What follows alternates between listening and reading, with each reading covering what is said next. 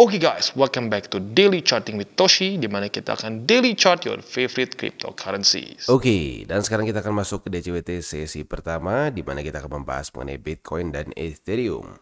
Buat lo yang pengen pembahasan mengenai altcoins, boleh komen di bawah apa pair favorit lo. Apabila cukup banyak demandnya, kita akan masukkan ke DCWT sesi kedua. Dan sebelum kita mulai, seperti biasa gue ingatkan, cara termudah ya, dan termurah untuk mendukung kita adalah dengan like our video dan share ke teman-teman lo yang membutuhkan ya. Dalam 24 jam terakhir terjadi rally sebesar 1,78%, yang membuat cryptocurrency market cap naik ke 2,32 triliun US dollars. Bitcoin dominance meningkat 0,10% dan volume turun sebesar 1,16%. Bitcoin rally 2%-an, sementara Ethereum rally sekitar 1,13%-an ya. Apa penyebabnya? Ya, bukannya kemarin lagi momentum bearish. Nah, gue udah sering bilang, yang bisa mengubah momentum TA yang rapi adalah apa? Fundamental ya. Dan fundamentalnya apa? Sesuai dengan yang kita bahas kemarin, ada satu data penting dari US, yaitu adalah initial jobless claim ya. Initial jobless claim itu kemarin ada jam 7:30 sih gua. Yes, ya 7:30 malam.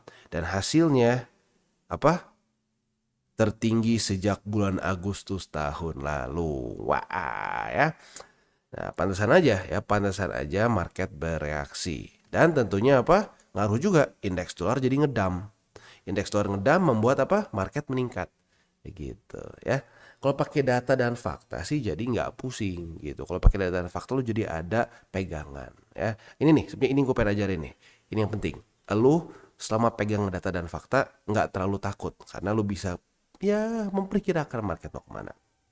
Nah, mungkin jadi pertanyaan sekarang satu. Oke bang, ini kan satu nih udah jadi lebih bullish nih bang. Apakah skenario utama kita mulai geser? Kalau gua pribadi masih belum. Kenapa? Karena secara TA kita bisa lihat di sini ya. Untuk Bitcoin dia masih ketahan oleh MA20 ya. Untuk yang keberapa kali nih.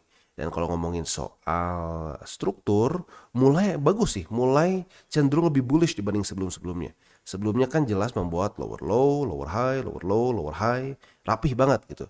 Nah, gue udah bilang salah satu skenario bullishnya itu adalah mantul di 62.517. Kalau ini pengen benar-benar jadi momentum yang lebih bullish lagi, PR dari Bitcoin adalah daily close di atas dari sini ya, di atas dari 64.000. Kalau dia bisa mulai lagi membuat satu higher high, higher low, higher high, higher low, nah ada potensi. Tetapi kenapa kalau gue skenario utamanya masih tetap bearish? Karena yang pertama ya masih menurut gue masih sangat overextended ya, 7 bulan itu reasoning pertama. Lalu kalau kita lihat economic calendar, dari initial jobless claim ya, dari yang sebelum-sebelumnya itu semua better than expected. Jadi baru bulan Mei ini aja yang bisa dibilang, bukan bulan Mei, tapi Mei yang sekarang ini, data yang baru ini yang baru pertama kali berantakan. Jadi kemungkinan the Fed nggak akan langsung melakukan perubahan signifikan sih. Gitu. Kalau gue pribadi ya, fundamental apa yang akan mengubah dari skenario utama gue jadi bearish mulai ke bullish adalah kalau sampai ya the Fed mulai menurunkan interest rate. Interest rate itu seperti kita bisa lihat ada di sini nih, interest rate United States interest rates ya. Kita klik di sini. Kalau sampai dia mulai turun ya, dengan catatan bukan karena resesi, karena memang dia melakukan soft landing ya. Kalau tiba-tiba di newsnya US kena resesi, ini turun, Bitcoin juga turun sesuai dengan cycle kemarin juga. Itu yang pertama. Dan yang kedua adalah balance sheet ya. Nah, balance sheet dari US andaikan mulai naik lagi ya, seperti yang kita bisa lihat sekarang kan masih terus turun nih. Nah, kalau dia mulai naik seperti di sini, seperti di sini. Nah, ini adalah benar-benar kita masuk ke QE di mana akan terjadi money printing dan pembelian bonds dari US. Nah, kalau dua hal itu terjadi dengan syarat soft landing alias tidak terjadi resesi di US, itu secara fundamentalnya ini akan membuat satu environment yang liquidity-nya tinggi. Dan otomatis itu ya gue akan ubah pandangan gue dari tadinya bearish menjadi bullish. Karena fundamentalnya kita cukup banyak liquidity. Tapi for now, penyebab utamanya lebih ke ini aja. Satu news, initial jobless claim membuat indeks dolar drop ya. membuat indeks dolar drop. Mana kita lihat, indeks dolar drop bahkan belum kena MA20 ya. Dan ya ini otomatis juga membuat Bitcoin meningkat begitu, sesuai dengan pembahasan DCWT kemarin gitu ya. Nah, PR dari Bitcoin nih, PR dari Bitcoin adalah menaklukkan MA20 kalau dia mau mulai menjadi lebih bullish secara TA ya.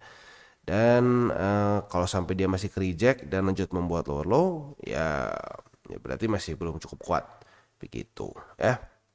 Oke, itu kurang lebih gambarannya ya.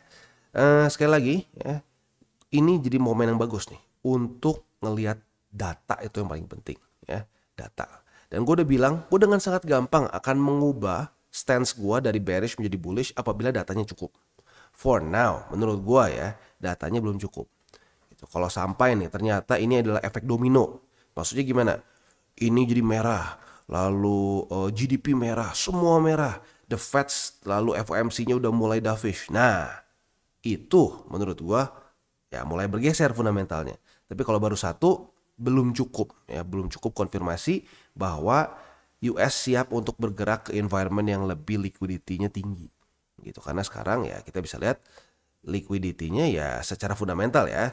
Secara fundamental liquidity mereka itu kurang. Balance sheet-nya masih terus turun ya. Sementara interest rate pun masih sangat tinggi. Ini salah klik ya. Ini balance sheet lagi. Interest rate-nya pun masih sangat tinggi, belum ada perubahan sejak Juli 2023. Kebayang gak sih? Ini berarti udah berapa lama gitu loh. Ya? Berapa lama ini? The Fed gak mengubah-ngubah dari sini sampai sini.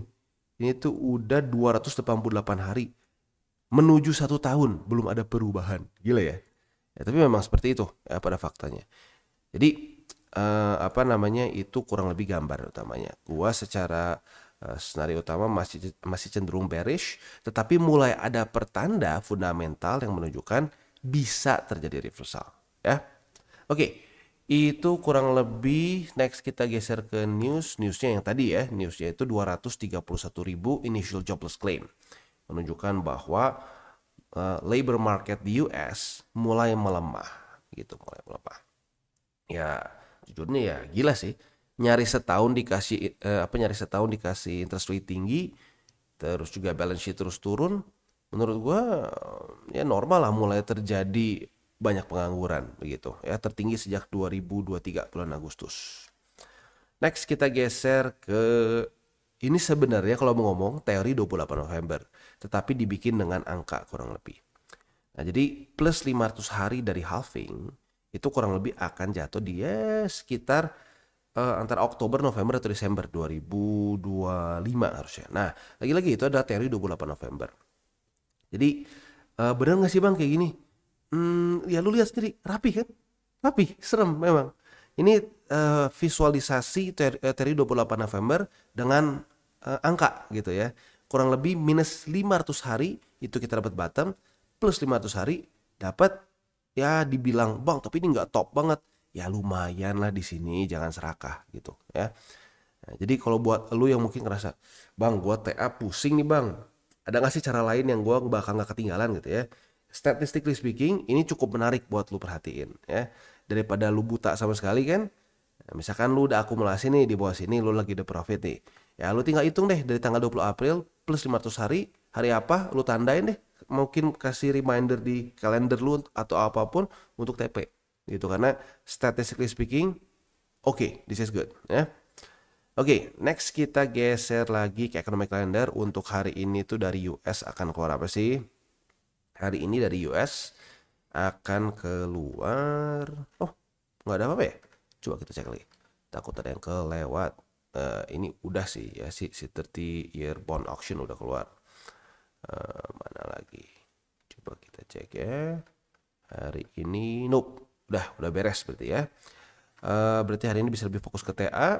Besok dari US tidak akan keluar apa-apa. Ya ada sih keluar, tapi hanya bintang 2 dan bintang 1. Ini biasanya nggak terlalu ngaruh ke market. Jadi arguably minggu ini kita sudah selesai ya, karena otomatis minggu biasa akan event lebih nganggur lagi ya. Ini Saturday, Sunday-nya nggak ada sama sekali ya. Sekarang kita akan geser sedikit lagi ke ya oke, kita sekarang akan geser lagi ke ini TA. Untuk TA kita bisa lihat di sini kondisi dari Bitcoin lagi-lagi ya masih struggling dengan MA20. Harapan gua apa? Ya kalau sampai dia mau jadi bullish ya harus tembus MA20. Tapi ya kalau kita masih senario utama ya berarti ya ke reject dan lanjut membuat lower low. Tapi lagi-lagi ini bisa menjadi satu pertanda. Ini salah satu skenario yang kita bahas ya, skenario bullish. Ya nanti paling gue di komen lagi di bawah. Wah ya bahas 2 skenario. Ya terserah, kalau nggak suka nggak apa-apa, nggak usah nonton gue gitu loh. Sih banyak yang pengen ngomongnya pasti-pasti ya silahkan. Kalau gue sih anti kata-kata pasti ya. Yang pasti adalah gue nggak ngomong pasti. Nah gitu mungkin ya. Jadi kalau gue pribadi probability gue ya secara probability masih cenderung lebih ke bearish karena ini baru satu news aja ya.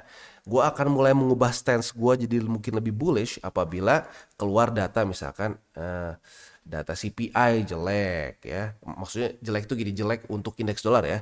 CPI jelek, lalu unemployment rate juga naik gitu ya. Terus the Feds itu actually mulai dovish gitu ya, mulai ngomong misalkan kita bisa terkena resesi, jadi kita mungkin akan menurunkan lebih cepat. Nah, kalau fundamentalnya mulai berubah ke situ, gue dengan gampang akan bilang oke, kita mulai ke skenario bullish. Gitu. Kenapa? Karena ini. Gitu. Nah, itu yang gue maksud, pentingnya kita jangan sampai pakai kata-kata pasti dan menjadi dukun. Karena kalau kita menjadi dukun gitu ya, kita akan sulit, ego kita akan sulit untuk bilang, aduh kemarin gue bilang bearish nih, aduh gue gak mungkin berubah tiba-tiba.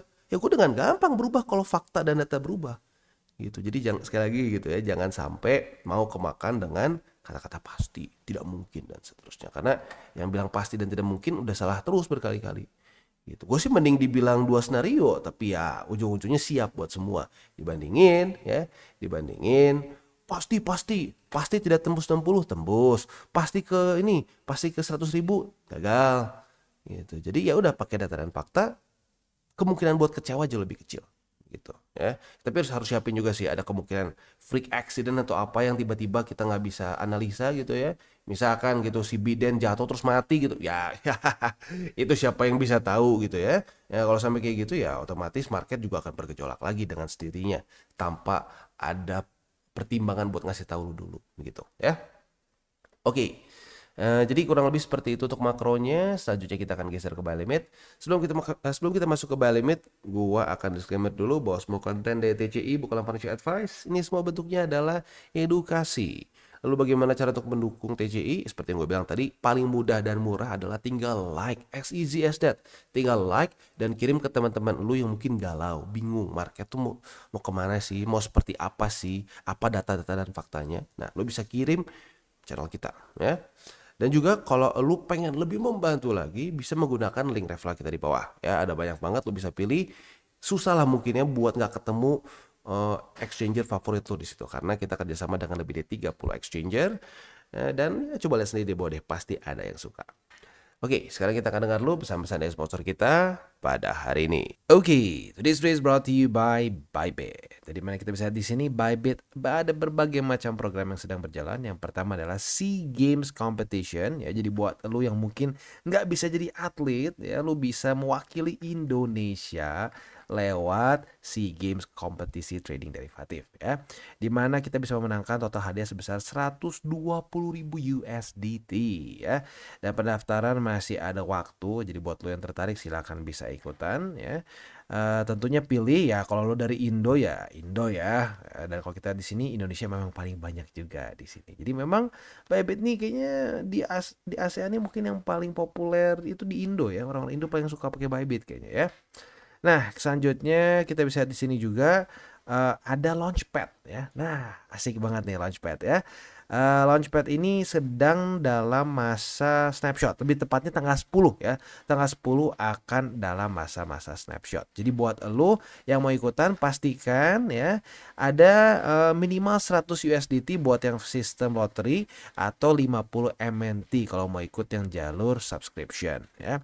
Nah, ini keren banget ya. Jadi lu bisa dibilang kalau lo pakai USDT ini literally nggak ada resiko sama sekali. Jadi buat lo yang tertarik untuk ya bisa mengikuti Launchpad ya tinggal ikutan saja di sini ya.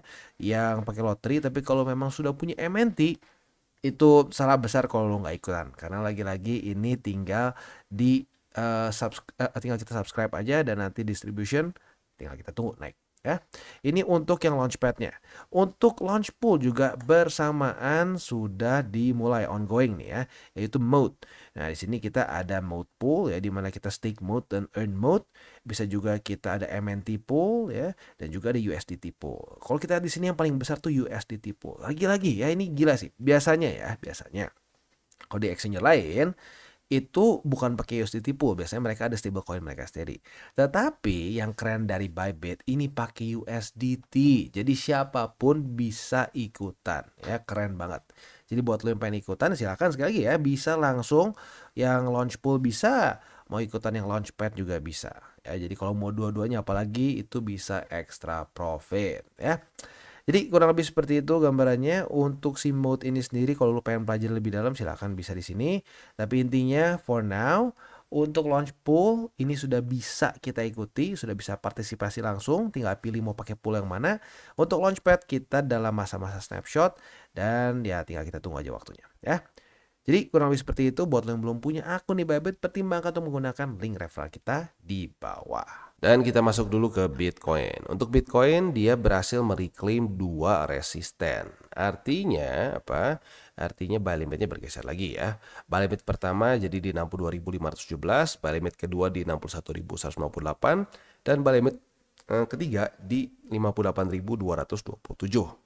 Tapi dengan catatan ya, buat lo yang sudah melakukan akumulasi di sini sebelum-sebelumnya, jangan diulang gitu, karena ya lagi-lagi kita dalam kondisi yang cenderung masih skenario utamanya adalah bearish. Jadi kita melakukan akumulasi di sini lebih ke precaution begitu ya. Jadi ya itu ya, please buat lo yang udah akumulasi ya mungkin bisa di skip gitu. Mungkin tinggal digeser aja ke yang belum, 58.227 mungkin gitu ya. Oke, itu kurang lebih untuk posisi spotnya. Untuk posisi futuresnya, retest 1, retest 2 sudah terjadi di EMA20. Artinya kita sudah dapat posisi apa? Posisi short. Nah, posisi short kita ini target TP-nya di 62.517 yang sudah cukup dekat nih ya. Dan posisi long ini ya lagi-lagi ya, yang agresif mungkin senyum-senyum nih. Gue udah bilang, kalau lu mau buka posisi long boleh, tapi agresif ini masuknya karena technically speaking, daily close-nya itu sedikit banget di bawah dari struktur. Itu dimana kemarinnya rapi, tanggal 9 Mei-nya sedikit di bawah. Tapi buat lu yang agresif, ya congratulations, ternyata malah kena ya. Jadi lu profit sebesar, berapa nih? Sebesar 2,18%. Nah, buat yang masang posisi short di sini, kena cut loss ya. Jadi ya lagi-lagi kita bukan yang punya market, kita tuh bukan Tuhan. Jadi nggak ada tuh trading yang untung 100%. Kalau untung 100%, gue udah lebih kaya daripada Elon Musk, karena gue tinggal udah aja tuh gue gadein rumah, gadein mobil semua, ya kartu kredit di max out gitu ya. Kalau perlu gadein jiwa gitu ya. Ya udah gitu tinggal masukin semua, kan tahu market mau kemana. Enggak, kita nggak bisa kayak gitu. Kita cuma tahu probability. Ya. Oke, kita geser ke Ethereum. Untuk Ethereum, dia berhasil reclaim 3014. Artinya buy limit kedua kembali aktif di 3014. Sementara buy limit ketiga di 2920,7. Sekali lagi gue ingatkan ya, buat lo yang sudah akumulasi di titik-titik yang sekarang sudah di reclaim gitu ya, lo boleh pertimbangkan untuk skip begitu ya, karena lagi-lagi seperti yang gue bilang skenario utama ya. Nah, untuk posisi futuresnya gimana? Posisi futuresnya sayangnya mirip seperti Bitcoin, retest 1, retest 2, dan ternyata jebol, daily close di atas dari 3014. Jadi cut loss untuk Ethereum ya. Nah, next adalah posisi long. Apabila terjadi retest 1, retest 2 di 3014 USD, kita bisa buka posisi long dengan target TP di MA20. Gitu ya. Jadi overall seperti itu untuk DCWT sesi pertama. Sekali lagi gue ingatkan buat lu yang pengen pembahasan mengenai altcoins dan lu pengen perlu dibahas di bawah, komen dengan syarat cukup banyak demandnya, kita akan masukkan ya. Kalau cuma lu doang yang komen, sorry, kita udah ada apa namanya queue lagi sebelumnya gitu ya. Dan jangan lupa 3 golden rules: jangan pakai uang panas, Jangan over leverage dan berpikirlah jangka panjang. Oke guys, jadi itu adalah akhir dari segmen DCWT kita pada hari ini. Dan jangan lupa bagi kalian yang merasakan manfaat dari segmen ini, jangan lupa untuk share ke teman-teman kalian. Dan apabila lu pengen mensupport channel kita, ya TCI, jangan lupa untuk menggunakan link referral kita di bawah. Nggak wajib, ya, tetapi apabila lu menggunakan link referral kita di bawah, ada macam-macam, ya, dari Bybit, Huobi, Maxi, toko kripto, dan banyak lagi, ya. Ya, walaupun nggak wajib, tapi kalau menggunakan link referral kita, lu secara langsung membantu perkembangan dari TCI. Dan satu lagi, jangan lupa juga untuk join Telegram group kita, di mana kita bisa ngobrol-ngobrol santai mengenai dunia cryptocurrency secara dua arah. So, jangan lupa untuk like, subscribe, click the bell icon, and see you on the next video.